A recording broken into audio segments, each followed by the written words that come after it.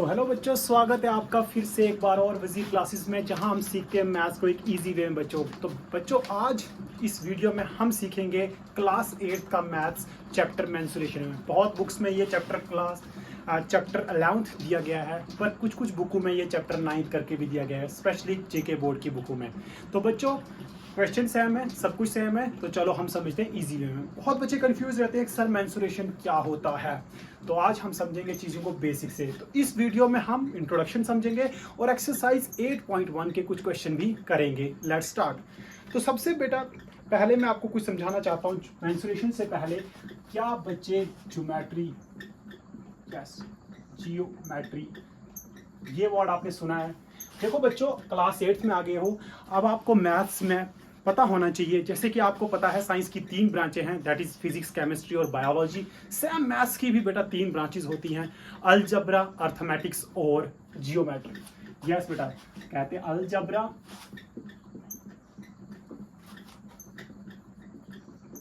Arithmetics और geometry. Yes बेटा। इस वीडियो में मैं थोड़ा सा कंसेप्ट आपको अलजबरा और अर्थमेटिक्स में आपको बाकी चैप्टरों के अंदर जहां पे आएगा वहां पे समझाऊंगा, पर यहाँ पे जियोमेट्री, ये ब्रांच मेंसुरेशन जो है वो डील करता है जियोमेट्री के साथ। तो मैं यहाँ पे जियोमेट्री के बारे में बताऊंगा बच्चों। देखो बच्चों, मैथ से डरना मत। देखो जैसे से आप ये वीडियो देखोगे आपको पता लगेगा कि ये मैथ सबसे आसान है। देखो जियोमेट्री का मतलब, जियो मीन बेटा यहाँ पे है, ऐसे तो जियो मतलब अर्थ होता है ज्योग्राफी के अंदर, बट जियो मतलब यहाँ पे शेप्स, और मैट्री मतलब बेटा इनकी मेजरमेंट्स। मैट्री मतलब मेजरमेंट्स। तो मींस ज्योमेट्री का मतलब मैथ्स में निकल गया शेप्स की मेजरमेंट्स। यस बच्चों, आपको पता है ये जितनी भी कंस्ट्रक्शंस हैं, ब्रिजेस, बिल्डिंग्स, ये सब किसका कमाल है? मैथ्स का। यस, आर्किटेक्चर्स, मैथ्स का। तो मैथ्स में आपको शेप्स और शेप्स की मेजरमेंट्स करना बचपन से ही सिखाया जा रहा है। मतलब कि क्लास 6 से ही शुरू हो गया, आपको धीरे धीरे शेप्स बताया जा रहा है और आप धीरे धीरे उनकी हम क्या कर रहे हैं, मेजरमेंट भी कर रहे हैं। और मेजरमेंट करने का ही दूसरा नाम मेंसुरेशन है। मतलब शेप्स का मेजरमेंट को करने को ही कहते हैं मेंसुरेशन। यस बेटा, इस चैप्टर में हम डिफरेंट शेप्स पढ़ेंगे। देखो बेटा, शेप्स भी 2 टाइप्स की होती हैं, आपको पता है। एक होती है 2D, एक होती है बच्चों 3D। अगर मैं शेप्स को डिवाइड करूं बच्चों, तो एक होती है 2D शेप्स, एक होती है 3D शेप्स। अब हम इस चैप्टर में इनकी मेजरमेंट करना सीख रहे हैं। शेप्स के बारे में हम इस चैप्टर में अभी नहीं सीखेंगे, ठीक है? मैं धीरे धीरे तो आपको बताता रहूंगा, लेकिन मैं कोई और स्पेसिफिकली वीडियो बनाकर शेप्स के बारे में पूरा उस वीडियो में डिटेल में समझाऊंगा। अभी जो जो शेप्स हमारे पास आएंगी मैं उनको डिटेल में समझाने की कोशिश करूंगा। होप आपको कोई भी इस चैप्टर में ऐसा नहीं आपको फील होगा कि कैसे आपको ये मैथ्स, ये चैप्टर ईजी लगता है। और इनका हमने मेजरमेंट करना है यहाँ पे। देखो मैं डी बताऊं बेटा, D stands for dimension. Dimension मतलब बच्चों होता है, देखो लेंथ, ब्रेड्थ और हाइट। बच्चों जिस भी फिगर की आपको सिर्फ लेंथ और ब्रेड्थ दिखे उसे 2D फिगर कहेंगे। जिस भी फिगर की आपको लेंथ, ब्रेड्थ और हाइट मिलेगी बच्चों, उसे कहेंगे हम 3D figure. For example sir 3D figure, जैसे आपका रूम एक 3D फिगर है बच्चों। देखो उसकी लेंथ होती है, ब्रेड्थ होती है और हाइट, उसकी वॉल जो हाइट होती है, तो इसका मतलब एक रूम 3D फिगर है। बच्चों जब आप ग्राउंड के ऊपर होते हो या किस फ्लोर के ऊपर होते हो, मींस रूफ के ऊपर होते हो, फ्लोर, रूफ के ऊपर, छत के ऊपर, तो अगर आप ऊपर से देखोगे तो आपको सिर्फ लेंथ और ब्रेड्थ दिखता है, तो मींस आपका रूफ ऊपर से जब आप देखोगे तो 2D दिखेगा। सेम वैसे ग्राउंड के ऊपर रहोगे तो वैसे जब उसकी लेंथ और ब्रेड्थ रहेगी 2D है। एक पेज जो आपकी कॉपी का है उसको भी आप ध्यान से देखोगे, इसकी सिर्फ लेंथ और ब्रेड्थ होती है, हाइट ना के बराबर होती है, तो बच्चों इसका मतलब वो 3D 2D है। और मैक्सिमम टाइम जो आपके सब बुक्स हैं, नोटबुक्स हैं, आपके ज्योमेट्री बॉक्स है, आपका बेड है, आपका टेबल है, चेयर है, वो मैक्सिमम 3D है बेटा। देखो क्योंकि उनका आपका ध्यान से देखो, लेंथ और ब्रेड्थ और हाइट। ये देखो ये मेरे पास बुक पड़ी हुई है, मैं इसे क्लोज करूँ, आप बोल के 2D है, मैं इसे ऊपर से देखूं फिर तो लेंथ और ब्रेड्थ दिख रही है, लेकिन अगर मैं साइड से देखूं तो मुझे इसकी थोड़ी सी तो हाइट दिख रही है, तो मींस बुक भी 3D है। यस बच्चों, बुक भी 3D है। आपने बचपन से पढ़ा होगा सर 2D फिगर्स तो वो होती है जिनको हम प्लान पेज पे ड्रॉ कर सकते हो, 3D फिगर वो होती है जो प्लान पे पेज पे नहीं ड्रॉ कर सकते हैं। Forget those old definitions. Yes, you are new generation, that is Z generation. तो यस, हम डेफिनेशन भी नए वे में करेंगे। चलो अब बिना टाइम वेस्ट किए जंप करते हैं एक्सरसाइज इस बुक में 11.1, ठीक है? यस देखो बच्चों, ज्यादा करके अगर आपको शेप्स में बताऊं तो 2D शेप में आपको पता है सबसे पहली शेप, अगर मैं लाइन आपको, मैंने क्लास 7th में चैप्टर है लाइंस एंड एंगल्स। आप इस चैनल पे जाना और विजिट करना, आपको लाइंस एंड एंगल्स भी जरूर देखना। कुछ और नहीं तो क्वेश्चन नहीं, कम से कम इंट्रोडक्शन देखना। मैंने लाइंस और एंगल्स अच्छे से समझाया कि लाइंस कितने टाइप्स के हमारे पास मैथ्स में होती है और कौन सी लाइंस हम यूज करते हैं शेप्स बनाने के लिए। I hope. चलो हम यूज करते हैं लाइन सेगमेंट। और अगर मैं सबसे पहली फिगर देखूं, सबसे छोटी फिगर होती है ट्रायंगल। देखो बच्चों, मैं दो लाइन सेगमेंट से, ये एक लाइन सेगमेंट रही, लाइन सेगमेंट होती है जिसके बहुत एंड पॉइंट होते हैं, और ये दूसरी लाइन सेगमेंट है। कभी भी इन दोनों को मिला के फिगर नहीं बना सकता। मुझे एटलीस्ट 3 लाइन सेगमेंट चाहिए जिनसे मैं सबसे छोटी फिगर बना सकूं, दैट इज ट्रायंगल। और फिर 4 से मिलाकर मैं एक क्वाड्रिलेटरल बनाता हूं। बेटा 4 साइड फिगर को हम क्वाड्रिलेटर कहते हैं। यस सर, 4 साइड क्वाड्रिलेटर के अंदर बहुत सारी फिगर्स आती है, जैसे कि स्क्वायर, रेक्टेंगल, पैरेललोग्राम, रोम्बस और ट्रेपेजियम। काइट भी आता है। यस बच्चों। उसके बाद triangle, quadrilateral, pentagon, hexagon, heptagon, octagon, nonagon और डेकागन। जिसको याद नहीं रहा रिवाइज करिए। Triangle, quadrilateral, pentagon, hexagon, heptagon, octagon, nonagon और डेकागन। ठीक है। 3D फिगर्स में अगर हम देखें तो हम यहाँ पे पढ़ते हैं बेटा कॉन, है ना। यस कॉन, ठीक है, क्योंकि ट्रायंगल से सिमिलर है तो मैंने इसे लिखा है। यस बेटा, हम पढ़ते हैं क्यूब, क्यूबॉइड, क्यूबॉइड,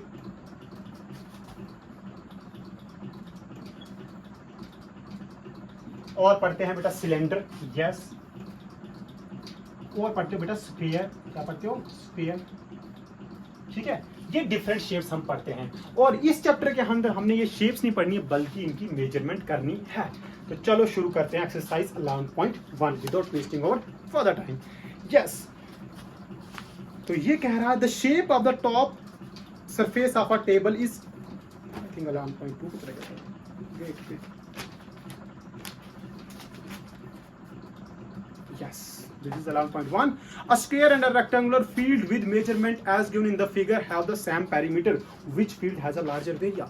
तो सबसे पहले मैं पेरीमीटर समझा दूं बच्चों। क्या होता है 2D फिगर्स का पेरीमीटर? पेरीमीटर का मतलब होता है बेटा बाउंड्री। क्या मतलब? जब भी आपको पूछा जाए बेटा पेरीमीटर निकालो, मतलब जो भी शेप होगी बच्चों उसका आपने बाउंड्री निकाल देना है। समझ आ गया? फॉर एग्जाम्पल मुझे अगर इसका पेरीमीटर कहते हैं इस बोर्ड का, तो मैं क्या करता हूँ, जो इस साइड से देखो लगा हुआ है, यस सिल्वर कलर की, यस बाउंड्री ये निकालनी बच्चों, तो आप प्लस कर लो, इस यहां से यहां तक नाप लो, फिर यहां से यहां तक, फिर यहां से यहां तक, और फिर यहां से यहां तक। That is what is that is perimeter. Yes बेटा, देखो मुझे अगर इस ट्रायंगल का निकालना हो तो मैं यहां से चलूंगा अगर, तो यहां से यहां से फिर यहां और यहां से यहां, इन 3 साइडों को प्लस करूंगा, इस साइड को, इस साइड को और इस साइड को, तो इसका पेरीमीटर निकल गया। पेरीमीटर निकल गया, साइड प्लस साइड। अगर मुझे इसका निकालना हो तो मैं यहां से चलूंगा यहां तक, यहां से चलूंगा यहां तक, यहां से चलूंगा यहां तक, यहां से चलूंगा यह साइड प्लस साइड। पर आप कहोगे सर हमने तो पढ़ा था सर स्क्वायर का होता है 4 इंटू साइड, रेक्टेंगल का पढ़ा था 2l प्लस b। अरे बच्चों ध्यान से देखो, यस ध्यान से देखो, तो वो फॉर्मूले सब आप खुद बना सकते हो।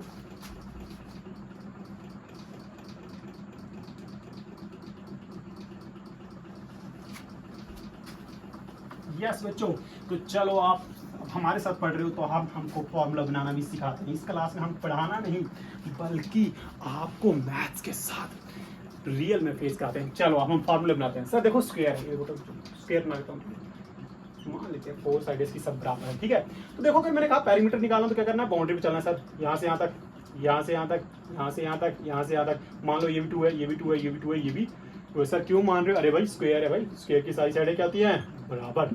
पेरीमीटर का फॉर्मूला भी क्या बोला मैंने? सारी साइडों पे चलना है। 2 प्लस 2 प्लस 2 प्लस 2। इसका मतलब सर मैं क्या चला, side plus side plus side plus side. अगर आप ध्यान से देखो तो एक ही चीज बार बार प्लस हो रही है।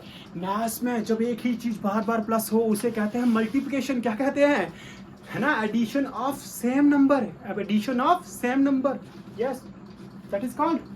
इसका मतलब 4 times side. Oh my god sir हमने फॉर्मूला बना लिया। Yes, here we will not learn the formulas, here we will try the formulas. Yes, चलो आगे चलते हैं। सर रेक्टेंगल, चलो इसका भी सीख लेते हैं। यहाँ से यहाँ तक, यस बेटा, तो L है ये लेंथ। यहाँ से यहाँ तक देखो ये तो ब्रेड्थ है, यस सर। यहाँ से यहाँ तक लेंथ है, यहाँ से यहाँ तक ब्रेड्थ है। सर यहाँ पे क्यों अलग नाम? देखो बेटा अगर मैं ध्यान से देखो तो लेंथ मतलब लंबाई, लेंथ मतलब बेटा लंबाई, और ब्रेड्थ मतलब बेटा चौड़ाई। तो अगर आपने रूम पे फर्श को देखो तो लंबाई को L मान लो और जो ब्रेड्थ है आपके रूम की उसको आप चौड़ाई मान लो B। तो देखो आपके रूम में ये जो लंबा है L, एक ऊपरी साइड से, एक नीचे वाली साइड से, एक उस साइड से ब्रेड्थ और एक इस साइड से ब्रेड्थ। ये और ये आपस में सेम होते हैं, ये और ये सेम होते हैं। तो फॉर्मूला क्या बनेगा बेटा? मैं यहाँ से चला तो ये L plus B plus L plus B चला, yes L plus B plus L plus B। तो अगर आप ध्यान से देखो कितनी बार L? 2 बार L। और कितनी बार ब्रैकेट, 2 बार ब्रैकेट। तो पेरीमीटर का फॉर्मूला क्या बनेगा, 2 2 कॉमन, अंदर बचेगा l plus B. Oh my god, ये क्या बना, 2l प्लस बी। मतलब लर्न नहीं रखना है, मतलब अगर मुझे फॉर्मूला भूल भी जाए तो मैं l plus B plus l plus B कर सकता हूँ। यस बच्चों, you can do it. But फॉर्मूले इजी होते हैं ना, सीखो। अब मैथ से प्यार है तो ये चीजें तो सीख ही लो, है ना। चलो शुरू करते हैं। मैंने पहले बोला है हम शेप्स के ऊपर एक डिटेल्ड वीडियो इस बिजी क्लासेस पे लाएंगे, जो आप जरूर देखना और मैथ्स को इजी करना ना, ठीक है। कम से कम ज्योमेट्री तो आपका स्ट्रांग हो ही जाएगा, मैथ्स का एक पोर्शन, फिर बचेगा अलजबरा और अर्थमेटिक्स। वो भी हम डिटेल में समझेंगे कि अलजबरा किस मैथ्स के कौन से चैप्टर से डील करता है और अर्थमेटिक्स क्या होता है और कौन से चैप्टर्स में हम पढ़ेंगे। यस, जिन बच्चों को आता है लाइक द वीडियो। चलो बच्चों, हमने एक्सरसाइज 11.1 करनी है बच्चों, जिसमें हम पढ़ेंगे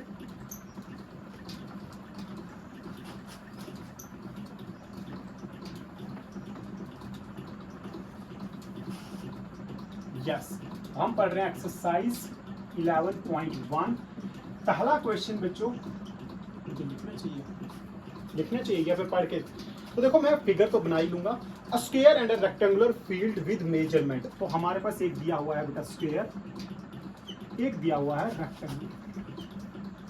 स्क्वायर फील्ड का बेटा बच्चों मुझे दी हुई है साइड, जो कि कह रहा है 60 मीटर। आप देखो स्क्वायर है, इसका मतलब इसकी सारी साइडें क्या है बेटा, बराबर है। तो इसका मतलब ये भी 60 meter, this one also 60 meter, और दिस वन आल्सो 60 मीटर, और दिस वन आल्सो 60 मीटर। और रेक्टेंगल का मुझे क्या दिया हुआ बच्चों, लेंथ दी हुई। यस बच्चों, मतलब ब्रेड क्वेश्चन मार्क लेंथ तो बेटा यही सेम होगी ना, 80 मीटर। पर एक चीज कह रहा है मुझे, कह रहा है a square and a rectangular field with measurement as given in the figure. Measurement मुझे फिगर में दी हुई है, और कहा हुआ है कि बेटा सेम पेरीमीटर है। दोनों फिगरों का क्या है, पेरीमीटर सेम है। और कहा है which field has a larger area. तो किस वाले मतलब फिगर ने ज्यादा एरिया कवर किया है, ये वाला एरिया ज्यादा है। एरिया का मतलब स्पेस या फिर area occupied by the figure. ये फिगर के अंदर जो एरिया है बेटा, जो जगह घिरी हुई है, उसे कहते हैं एरिया, ठीक है ना। ये चार साइडों के अंदर जो ये जगह घिरी हुई है, इसे कहते हैं बेटा एरिया। ये स्पेस, ये वाली जगह, तो ये वाली जगह इन चार साइडों के अंदर। अब स्क्वायर की है तो स्क्वायर का एरिया हो गया, रेक्टेंगल है तो रेक्टेंगल का एरिया हो गया। कहते हैं किसका, मान लो मैं एक प्लॉट खरीद रहा हूँ, तो एक स्क्वायर है एक रेक्टेंगल है। तो अब मुझे बता रहा है बंदा कि भाई देखो पैरीमीटर तो बराबर है सर, इसका भी और इसका भी। सर आप कौन सा प्लॉट लेना पसंद करोगे। देखो बच्चों, मैंने तो देखो बच्चों, हमने तो पढ़ा है कि सारे के सारे क्या होते हैं, हमने पढ़ा है मैथ्स, तो इसके हम करेंगे को इजी वे में, ठीक है। चलो शुरू करते हैं।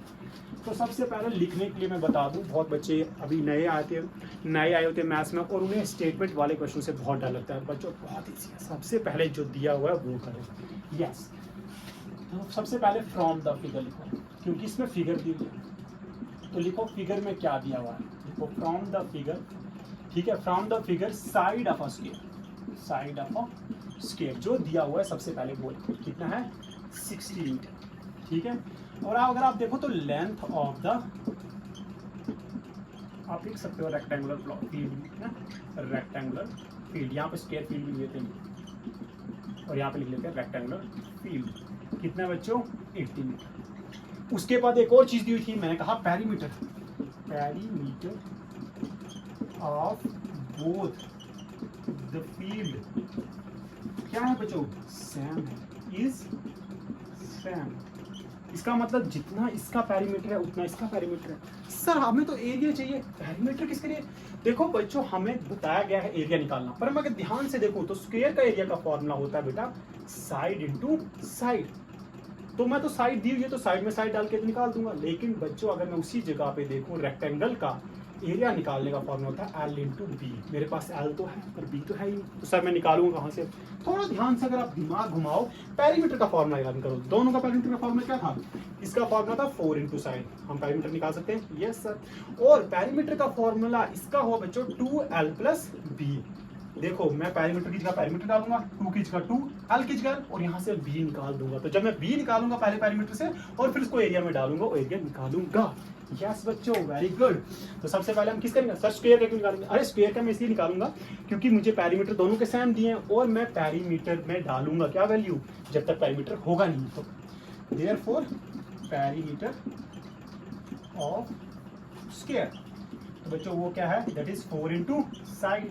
तो 4 की जगह 4, साइड है बच्चों 60, दैट इज 6 4 24, 240 मीटर। तो इसका मतलब पैरीमीटर ऑफ स्क्वायर क्या निकला बच्चों, 240 मीटर। यस, मैंने अभी कहा है same perimeter of both the field is same.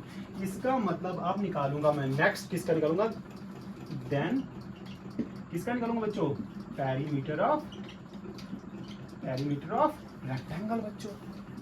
तो पैरीमीटर ऑफ रेक्टेंगल क्या होगा बच्चों, P is equal to 2L plus B। अब देखो बच्चों ध्यान से, अगर आप देखो तो पैरामीटर की जगह डालूंगा क्योंकि दोनों का पैरामीटर सेम है, तो पैरामीटर की जगह डालूंगा 240 इस 2 के टाइम 2, L है बच्चों मेरे पास 80 और B को रखूंगा B ही क्योंकि B तो मुझे पता नहीं है। यस, तो 240 की जगह 240, यहाँ से 82 था 160 और ये 2B इज 2B। देखो बच्चों यहाँ पे ये जो 2 है ये इसके साथ भी होगा, इसके साथ भी होगा। So dot it. अब आपको पता है बहुत इजी है, 240 को रखो यहीं पे और ये 160 ले आओ इस साइड रहेगा 2B। 240 में से 160 गया तो बचा 80 बच्चों। Yes 2B। अब मेरे पास जगह नहीं है तो मैं आऊंगा थोड़ा बच्चों, कहाँ पे आऊंगा, क्या मैं इसको रब कर दूं, यस बच्चों मैं इसको रब कर लेता हूँ, ठीक है, और यहाँ पे लिख लेता हूँ।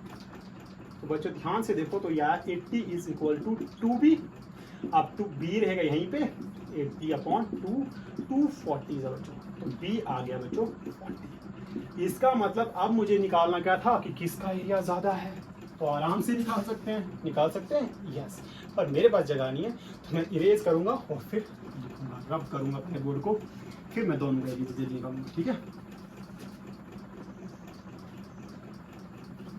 होप आपने उतारा हो, ना उतारा हो तो आप प्लीज वीडियो को, ठीक है, एक बार फिर से दोबारा देखकर। यस, अब मुझे निकालना एरिया, तो मैं निकालूंगा यहाँ पे area of square is equal to side into side.